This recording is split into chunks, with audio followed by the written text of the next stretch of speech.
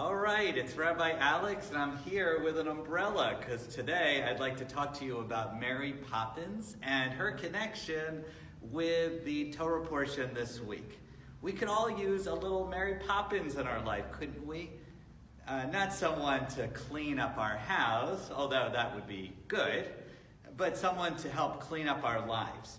Mary Poppins, as conceived by P.L. Travers, and as portrayed in the two films, the Julie Andrews version and the current Elizabeth Banks version, is there really to help out people in distress.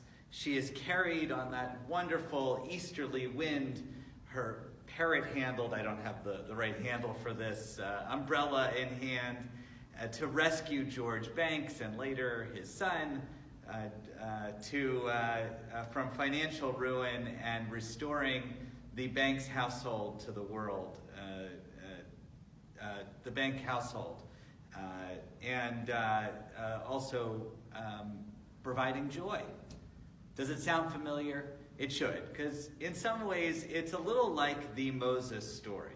This week we have Parsha Vaerah, which is about the beginning of the 10 plagues, and it's about this time where God comes in and Moses to tell Pharaoh no, and to say it's time to clean up this mess and to free the Jewish people.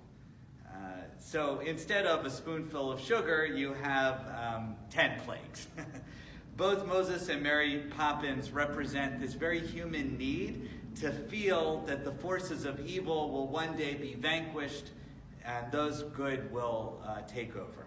And while P.L. Travers never imagined her work as a religious one, an interventionist God can be the only real explanation for a place in which penguins can tap dance and Mary Poppins herself can sing a duet with her reflection in the mirror. Just as we did in biblical times, we look in sadness and the suffering and inequality that exists all around us. And we dream about a Savior who can come in to muster the necessary forces to transform life into the ideal that we so want it to be. What is missing in the Torah and what is in the Mary Poppins is a lot of laughter. Apparently 200 years plus of slavery is simply not a funny matter.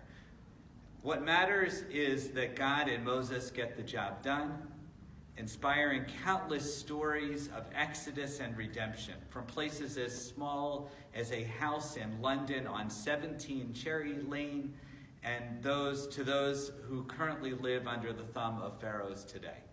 May people continue to dream up such stories in 2019, and may the world be made better because of it. Shabbat Shalom.